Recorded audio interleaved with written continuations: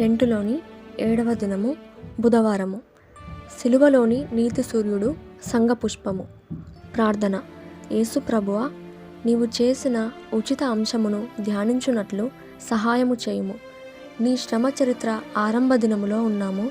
ఇంతవరకు నీ సేవా చరిత్ర విన్నాము. ఇప్పుడు నీ శ్రమ చరిత్ర ద్వారా మా విశ్వాసమును వృద్ధి చేయుమని అడుగుచున్నాము. ఆమేన్. ప్రభు చరిత్రలో వాగ్దానములు, ప్రసంగములు, చరిత్ర కూడా ఉన్నది. ఆయన యూదాజన మతాచారముల ప్రకారము నడుచుట ఉన్నది. 1 వాగ్దానము, 2 ప్రసంగము, 3 చరిత్ర, 4 ఆచారములు. ప్రభువు సంఘానికి పై వాటిని స్వతంత్రతను బట్టి వాడుకొనుటకు ఇచ్చెను. పై 4 మాత్రమే గాక స్వతంత్రతను బట్టి కూడా సత్యమును ఆచరింపజేసెను. సత్యము మిమ్ములను స్వతంత్రులనుగా చేయును అనెను. అనగా సంగతి తెలుసుకున్న తర్వాత స్వతంత్రముగా ఆ సత్యములో నడుచుకొనవచ్చునని అర్థము.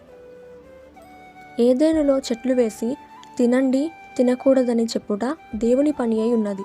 అట్లు చేయుట నరుని స్వతంత్రత. తినుటలో నరుని ఇష్టమును స్వతంత్రతను బట్టి ఎన్నైనను తినవచ్చును గనుక స్వతంత్రత ఆదిలోనే ఉన్నది. స్వతంత్రతను బట్టి పై 4 సంఘం ఏర్పరచుకొనెను.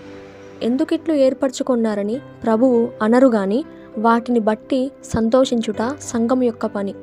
ఆచార ప్రకారము ఆత్మీయ క్రమమును ఏర్పరచుకొని చేసుకొనినప్పుడు దేవుడు ఆటంకము చేయడు.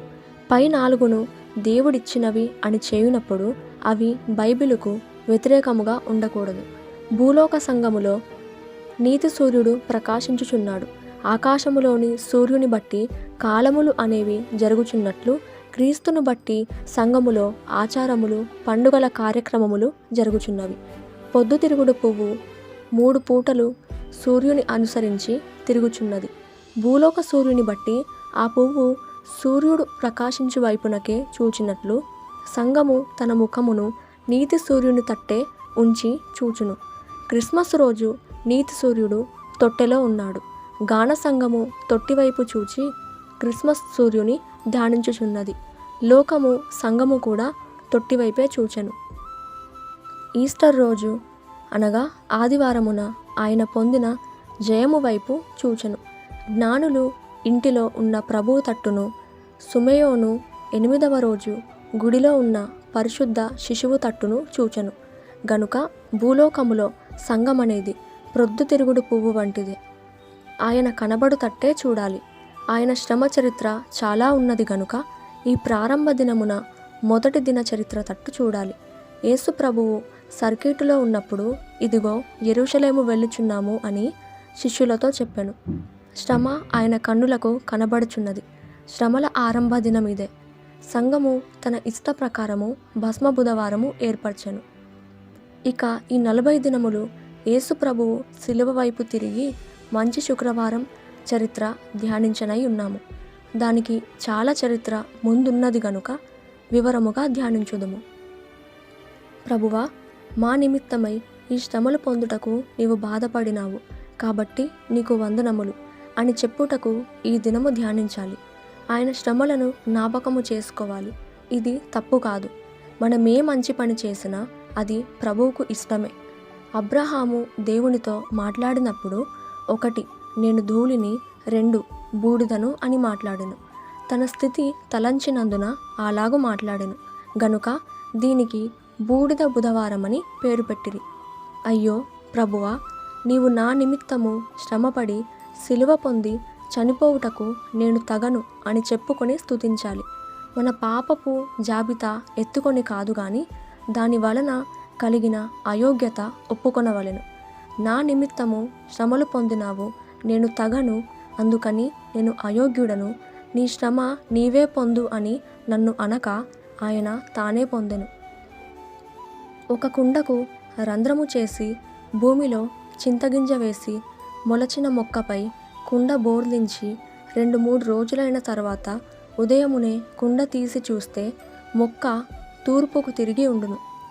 కుండలో సూర్యుడు లేడు గాని రంధ్రములో నుండి సూర్యుడు కనిపించుచున్నాడు. సాయంత్రమున చూస్తే పడమటి తట్టు ఉండును. అలాగు తిరుగుట మొక్క నైజము. అలాగే తన ముఖము ప్రభువు తట్టు త్రిప్పుట సంఘం యొక్క నైజము.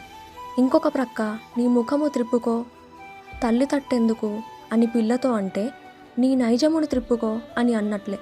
పిల్ల తల్లి తట్టు ముఖము తిప్పితే తప్ప, అలాగే సంఘము ఈ దినము తన ముఖమును ప్రభు తట్టుకు త్రిప్పుకొన్నది. కనుక అబ్రహాము వలె నేను బూడిదను ధూళిని ఇట్టి నా కొరకు నీవు పొందిన శ్రమలు చూస్తూ నా వైపు, నా పాపం వైపు చూచుచు నాకు బదులుగా ఇట్టి శ్రమ పొందిన నీ వైపు చూస్తున్నాను అని అనుచున్నది. ఇదే భస్మ బుధవారము. ఓ సంగమా, ఓ ప్రొద్దుతిరుగుడు పువ్వా, ఆయన వాగ్దానములు, ఆయన గుణాలు, ఆయన చరిత్ర, ఆయన శ్రమ మరణాల వైపే చూడు. ఎందుకంటే ఇక ముందుకే శ్రమలు, మరణము, తీర్పు, వేదన ఉండవు. ఎందుకంటే ఆయనను గుడిలో, ఇంటిలో తలంచి స్తుతించి ఆయన చిత్త ప్రకారము చేసిన ఎడల ఆయన శ్రమల రూపములో పాలిభాగస్థురాలివై ఆయన మహిమ రాకడలోని జయమునకు ఆయత్తపడగలవు. ఈ శ్రమకాల ధ్యానము ద్వారా అట్టి స్థితి చదువరులకు శిలువనాథుడైన క్రీస్తు ప్రభువు దయచేయునుగాక. ఆమేన్.